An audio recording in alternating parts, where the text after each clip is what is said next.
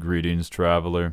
Few tales are told of Hades, whose very name inspires fear and penitence, reminding us of the inevitable fate which we all share. I, however, mean to tell you such a tale. Listen carefully. This video will probably contain some flashing lights. Every hay has its deeds.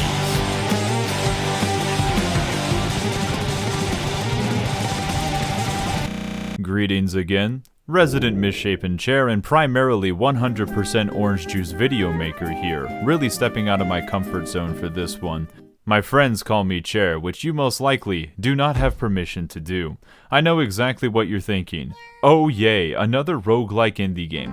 What separates Hades from the rest of the endless deluge of roguelike deck-building visual novel MMO Souls-like solitary confinement simulators? That's easy.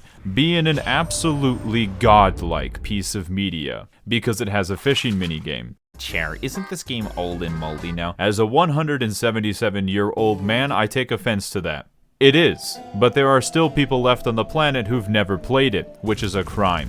It is depressing to think that there are still sad sacks who are yet to play a good video game. In Hades, you play as Hades' son, Zagreus. The Zagman is the peak lambda male who talks mad shit and gets hit, but in an endearing way. So much so that his charisma allows him to date every single person in his vicinity. Nobody of any gender identity is safe from the Zaginator. I, a heterosexual male, will put him on my list of people who I am gay for. Fun faked fact, did you know that asexual has an asterisk next to it with an explicit exception for Zagreus? Trust me, I have an ace friend and she would agree with me.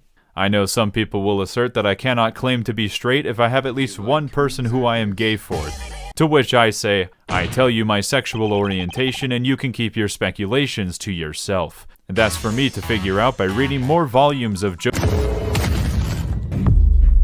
This also proves that everyone in ancient Greece is possibly gay. I can't confirm if they said no homo off screen at any point. What I know for certain is that I like cat girls, especially if they're vanilla. You know what all misogynists say? There is nothing gayer than liking women. Hades follows a simple plot. Zagreus wants to escape the underworld to meet his biological mother. He found out that he had a biological mom by reading a note from her in his father's desk that didn't reveal that information whatsoever, until the narrator accidentally said that tidbit out loud. Despite being originally mad at Hades and Nyx for not telling him he was adopted, he quickly gets over it as Nyx helps him try to escape.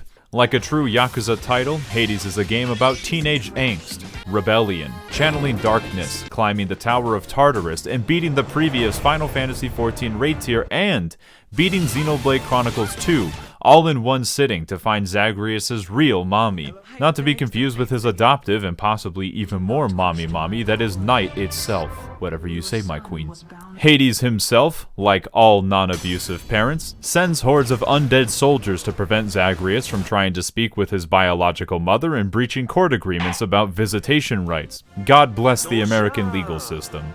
Escape attempts are defined by which semi-sentient titan-slaying infernal arm you choose, such as not a katana, a long stick, offensive shield, the archer class, monk, and my personal favorite weapon from Greek mythology, gun. All of which can be further augmented with 3 unique aspects and 1 hidden aspect as you deepen your bond with the lore of the game and learn the sweet cheat codes from the whispers of one of the characters. I almost forgot to mention, Hades is tough as nails, and gives you the option to further remove the milk for all of us lactose-intolerant losers. But you can also put on little bitch baby mode for accessibility. A nice feature for those who want or need it, but I already know that a game has to feel like I am being ruthlessly punished for my unaccounted sins at the spiked heels of a Dami mommy to enjoy myself. In order to make taking damage a spicier experience, the only way to heal is by drinking stagnant water from a crusty fountain, very healthy, or finding abandoned Happy Meals and pottery on occasion, assuming that you invested in the littering mandate. I don't believe there are any chicky nuggies in there, so I'm sorry Lucy, but I guess you're going to have to stick to infant games like Elden Ring.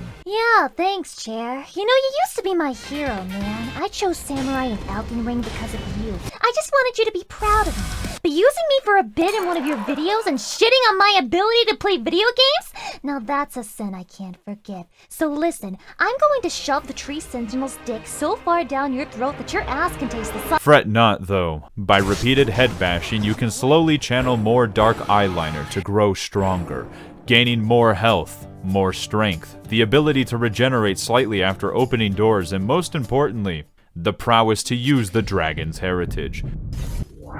Thus, after only a few shoddy attempts, you will finally have the strength and knowledge to actually make progress and fight the bosses of the realm, the first of which are the Furies, and I definitely never misread that ever, featuring Meg, the lady with the whip. If you're looking for more punishment, you know where to find me. I have no idea why I like her so much or why I have this cute plushie that can summon her. Defeating her will lead you to Asphodello Savage, which is the easiest part of the game, even though I like standing in magma. Simply complete it by destroying the Bone Hydra. Defeating Lerny will lead you to Elysium, and despite its relative height in the underworld, Elysium is the shithole of the universe, containing sentient fecal matter such as these stupid fucking explosive meowing chariots, or these stupid fucking big annoying chariots, or best of all, the Shield Boys, the strongest enemy in the entire game. The correct way to beat the Shield Boys is to find every single ability that goes through armor, because I am a coward, but more than anything else an exploiter in this aspect. It's okay, it's all made easier by the fact that you have to kill their wandering souls after killing them, or they'll regenerate and you have to do it all over again. Only to finally fight Theseus, who is the actual hero and main character of Hades, and his friend Asterius. Then go through the plague rat-infested shithole with bomb-shooting pots and give Cerberus a nice pat, because he's a good boy, and finally you escape. Wow. Oh, of course. Don't you understand the cycle of abuse that you are perpetuating by abusing your own son? Be glad that I'm your father, and not the Titans. Boy. This fight is relatively slow, but Hades' attacks give you boiling blood, which makes you take even more damage, so it is very easy to melt if you aren't tryharding and keeping track of the additional enemies and explosives on the ground. Thankfully, I have never died in a video game. You really thought killing me would make me die?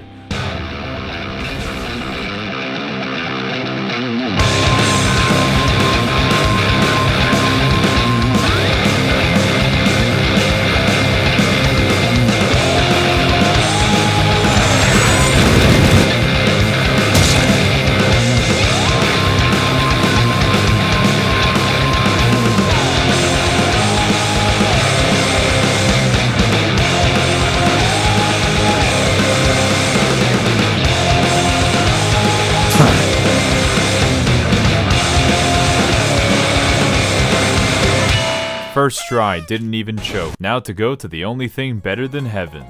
The beach. Is that Zagreus' mom?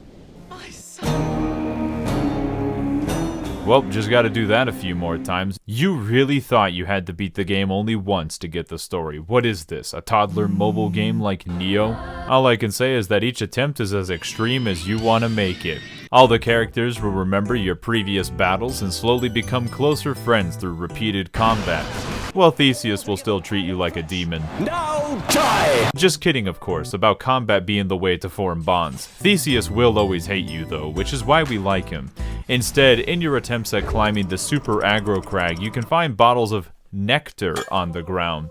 To get closer to people you wish to court with, you hand them bottles of this nectar to participate in the dating sim half of the game, where you can romance only 3 people. I lied to you earlier in the video, and it will happen again. You can befriend everyone else though. With the plethora of likable characters, Supergiant Games could, at any point in time, release a gachapon dating simulator for this title and immediately become the wealthiest people in human history.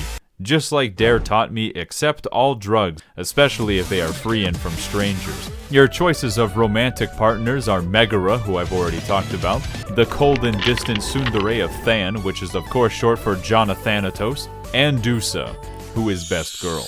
Together you can have a relationship with all 3 of them at the same time, because gods are known for having multiple partners unlike human beings, and that is canon. just like how people who dislike Dusa are not real. Getting further into all relationships with your Olympian residents is necessary if you want to get the true ending. So make sure that you stock up on nectar in later runs, or just buy some with useless items from the shop once you unlock all the upgrades that required keys. But also save up that sweet, sweet ambrosia to really get to max friendship. I'll spoil it for you, it takes 10 wins to reach the credits, where Hades will pretend that he didn't lose while back at home in front of his loyal subjects. Although with many repeated victories, rumors of your feats will start to spread, and you can break through and finally start to make amends with Hades and move forward as a family. Now, couldn't all of this have been solved with some reasonable communication instead of trying to escape hell every single time? Yes, but that would also make it a bad video game. Besides, when was the last time a Greek god made a good decision? I'd say this is very faithful to Greek mythology that I totally knew all about before playing Hades. But repeated attempts to escape would get boring if it was just the same thing over and over again, and that is where you are right. You see, Hades is a game about picking a god and praying. Praying that they give you blessings that are good and not the shit ones. I can feel it again. It's time for another character Cliff Notes edition. Athena is the first person that you meet to bless your escape attempts. A nice lady who lets you reflect projectiles while promoting rationality. She gives you the best dash augment in the game. Uncle Drinks likes to party and get crunk, so much so that the fumes from your attacks by themselves will skip intoxication and cause lasting hangovers with no medication. Aphrodite is the god of lust. Love? So short her lasting love much of the time. Definitely lust. She will make enemies' knees weak and palms sweaty, or just outright have them simp for you with her super ability. Poseidon will make it so that your abilities have insane knockback, which might sound pointless, but slamming enemies into lockers does an imperial fuck ton of damage and should not be overlooked. Zeus gives you lightning attacks, who could have seen that coming, which gives them additional AoE chain lightning damage. Artemis is the best boon delivery waifu, and there is also a cold-hearted bitch. Hermes just kinda does his own thing, but Side Hustle is one of the strongest buffs in the entire game, and other helpful boons come from God of War, Ares, which inflict doom. You can also get a little help from your friend in the form of the literal primordial god of chaos, who will attempt to help you with crooked deals. And last but most importantly, you can be extorted by the hands of capitalism by Charon, who will trade Peter Piper pizza tokens in exchange for various wares. Curious that I would choose to partake in capitalistic exchanges while being critical of it. But I can also get the billionaire trait that lets me gain passive damage equal to 5% of my hoarded wealth, the real dragon's heritage. Don't forget about further augmenting your playthrough in the middle by enhancing your weapons with dataless hammers, or by buying upgrades for the contractors who have to keep rebuilding all the rooms that you destroyed with every escape attempt. My favorite fake choice to make is the one where you get 2 gods for the price of pissing off 1. Don't ever challenge Aphrodite. With the insane amount of upgrades to permanently gain by playing, if the game is getting too easy, you can always turn up the heat. The best way to gain heat is by making the bosses harder, and seeing all the unique phases that they have to offer. Thankfully, since the game that you are playing is Hades, it will fully acknowledge what you are doing with the Pact of Punishment, and call you a masochist for wanting to get beat up so badly. And that's the difference between you and I, Traveler. You play games to relax after a long day's work. I play video games to feel pain. Where do I get to sign the Pact of Punishment in real life? Extreme Theseus will ride around on a golden chariot with dual Gatling guns, which is much easier to deal with than his normal form because he doesn't have the stupid fucking shield. And yes, you can finally fight Hades himself at his peak. With how many capes he burns through right before fighting you at the top, he probably has an entire wardrobe full of them. That's, actually canonical to the plot. Well, that wasn't too bad. Uh-oh. And the game only gets better when having multiple boons together from 2 different gods causes them to strike up a friendly conversation in the middle of your run and give you a duo skill that combines their powers together. That is all just scratching the surface of the insane level of depth and flavor text that you can get in every single interaction imaginable. Even with the few hours I have in the game, I haven't seen close to everything it has to offer in terms of polish. I didn't even mention the bonus characters that you can find within the labyrinth, and the fact that the Acorn is the best equipped in the game, and that there are multiple quest lines in order to repair broken relationships and bring happiness back to those who have already passed. It's okay though, all of this was already predetermined by the fates that you would find all of this out for yourself, just like how you'll play the fishing minigame and try the extra hot playthrough so that you can get gilded statues of your best friend Skelly. All of this probably sounds like nonsense, but Hades remains one of my absolute favorites of the roguelike genre and continues my love of everything that Supergiant Games manages to create. A story of friendship and overcoming a cycle of abuse by beating the ever-living fuck out of everything in sight. I played a metric fuck-ton when this game was initially released, and then I suddenly stopped and I honestly couldn't remember why. Oh yeah, it was because I was only playing it and not doing anything else in my life. It's an instant classic that I find myself wanting to come back to and do another run. The combat is as smooth as a nice gin, the music is perfectly supportive, the art is gorgeous, the meta jokes are on point, and the voice acting is top-notch to boot. Like I said, it's a godlike piece of media. If you have an addictive personality, I am not responsible for ruining your life. But at least you'll play a good video game before you spend the rest of eternity in the underworld. Although, it has no katana, and no cat girls. 1 out of 10, because I couldn't look Dusa in the eye and give this game a 0. Now let's get out there and always choose to hang out with Uncle Drinks.